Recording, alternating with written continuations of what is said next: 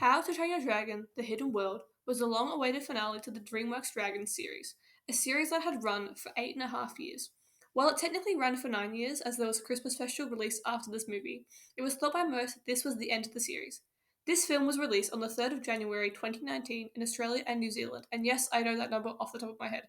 And then on February 22nd, it was released worldwide. This scene, along with most of the franchise, is 3D animated in the typical DreamWorks style, and the scene only has two characters, Hiccup and his father Stoic. They discuss Hiccup's mother, Valka, but they both believe that she is dead and speak about her in past tense. In the first movie, Hiccup and his father have a very strained relationship. Sorry, Dad. Throughout the franchise, they become closer and have more understanding of one another.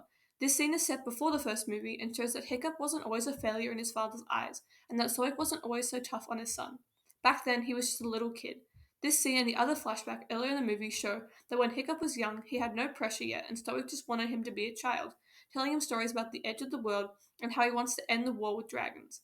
Stoic having this love for his son when he was young without the expectations serves the meaning of the scene, which is all about love.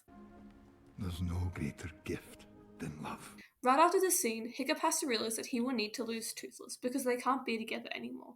They're both leaders of their people, or dragons, and need to do what is best for their kind. It's important that it's Stoic who tells Hiccup this. Falco doesn't make sense, as Hiccup was so young when he lost her and she was found again. Even though Astrid is usually his voice of reason, it wouldn't be as impactful if she said it. Plus, both Valka and Astrid get their speeches. Stoic saying it in a flashback makes the most sense. He is someone Hiccup loved and someone he lost. He taught Hiccup about how hard it is to lose someone, but how important it is to think about how it was worth it to have his father in his life for so long. This scene takes place in their house. Hiccup is going to get water and walks in on his father crying.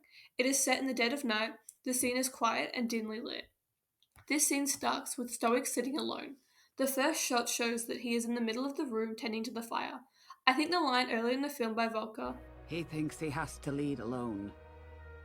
Well, because his father had to. calls back to this, as it shows how Stoic is alone without his wife and has been left to raise his very young son, and the whole weight of keeping the village alive on his shoulders. The only light in the scene is from the fire, giving the scene a cozy and intimate feeling. There is no music for the first half of the scene, just the two talking and the sound of fire. It further proves how close the two once were, and how Stoic may not have been comfortable crying in front of his son, but he was comfortable talking about big things such as death and grief. Hiccup moves down the stairs at a normal pace for a little kid, but once he sees his father crying, he tries to move slowly back up the stairs without being heard. I think this implies that while the two were closer when Hiccup was young, Stoic still would let his son see him cry, and so Hiccup doesn't know what to do and tries to pretend he didn't see anything. The little deadly Netta toy Hiccup is holding was made for him by his mother. He goes a long way in Riders of Birk just to get it back, and it makes quite a few appearances in the movies. While it may be a fun callback for the people who watch the series, it also represents Valka, and that she may not be there with them, but they remember her often to keep her spirit alive, even if she's not really dead. Immediately after noticing his son, the first thing Stoic does is wipe his eyes, showing his lack of vulnerability in front of his son. After Stoic says, "Son, you should be asleep," Hiccup hugs his deadly Nada toy and his legs to his chest and looks away from his dad whilst admitting he was thirsty. He looks at his dad for confirmation that's okay, and Stoic sighs, showing he's been carrying a weight around, and right now, for just a minute, he's going to sit with his son and have a nice moment. He then nods and tells Hiccup to come over, and the audience sees Hiccup's face get very excited, and then he runs over to his dad, who throws him in the air before sitting him on his lap. This all goes to show just how young Hiccup is, looking to his dad for what to do in a situation he's never been in before, and getting excited when his dad doesn't tell him to go back to bed, along with showing how Stoic just views him as his young son whom he loves, shown by how he throws him in the air. Once Stoic puts Hiccup on his lap, the music starts playing. It's very quiet and gentle, and is a slightly different take on the friendship theme from the very first movie.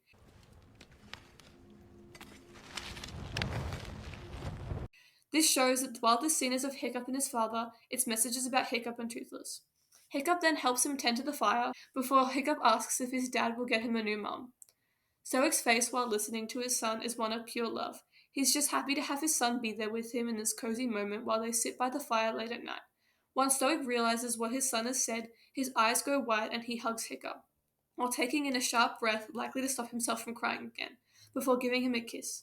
A common thing in losing people is wanting desperately to show your loved ones how you feel, and I think this is that. Stoic wants Hiccup to know he loves him, and he's hoping that's enough, because Stoic doesn't want to remarry. He's still grieving, and as he says, I don't want another. Your mom was the only woman for me. She was the love of my life. As he says this, Hiccup looks up at his dad, again showing before the events of the first movie, Hiccup was once a little kid who looked up to his dad for everything. The kiss and the hug can also be read as saying you're so young and innocent to Hiccup, thinking that Stoic can just bring his son a new mum. The camera zooms out after Stoic says she was the love of my life, showing the two watching the fire. The fire itself is blurry and out of focus, likely showing that since this is Hiccup's memory, he wasn't focusing on that but the words his father was telling him. The camera pans slowly from the fire to Stoic and Hiccup, and as Stoic says, But with love comes loss, son. It's part of the deal. Hiccup looks up again at his dad. This again shows that Hiccup was young and looked to his father, but it also shows the audience that what Stoic says here is important. It is the point of the scene and the message of the movie. As Stoic says, Sometimes it hurts, but in the end, it's all worth it. he bobs his head a little, as if he's reciting something he's been told or he's told himself, and the two look into the fire again. He looks directly at his son before moving Hiccup to his other knee so they can make eye contact, as Stoic says, There's no greater gift than love. this line right here is what the whole movie is trying to convey. There is no greater gift than love is the moral of the entire franchise. Hiccup loses so much throughout the series, but as Stoic says, sometimes it hurts, but in the end, it's all worth it. And obviously, this is also for Hiccup in this moment as he remembers this. Hiccup realizes he can't have things the way he wants them. He has to say goodbye to Toothless, his best friend. He knows he can't keep him and all the dragons safe no matter how hard he tries, and so he has to listen to his father and realize that there is no greater gift than love. And he has to use that love to set his best friend free. After Stoic says there's no greater gift than love, it cuts to just his face. All around him is the darkness of the night. This is because this line is so important. After this line, the audience sees Stoic sigh and smile at his son because he fully believes it to be true. This is the message of the movie, and by showing Stoic here, it lets the line sink in as the music holds one note. The screen fades to the next scene of Hiccup, who looks sadly out into the distance whilst riding Toothless. The piece continues on into the scene, showing that they are connected, and the piece crescendos but is stuck on the same note, showing that Hiccup is stuck thinking about his father's words, and the note ends when Hiccup looks down at Toothless and then to Astrid. Here Hiccup knows what he has to do and that his father was right, and that with love comes loss. This piece is called With Love Comes a Great Waterfall, which ties directly to Stoic's line, With Love Comes Loss, son, and to the waterfall that leads to the hidden world. The song is essentially saying what Stoic said, with love comes loss, as Hiccup loses Toothless to the hidden world, which is the Great Waterfall. Overall, this 2-minute scene is so full of symbolism that connects to what the message of the film and the whole movie trilogy is trying to say. It's a beautiful scene, and the lighting and sound perfectly capture the cozy moment between father and son.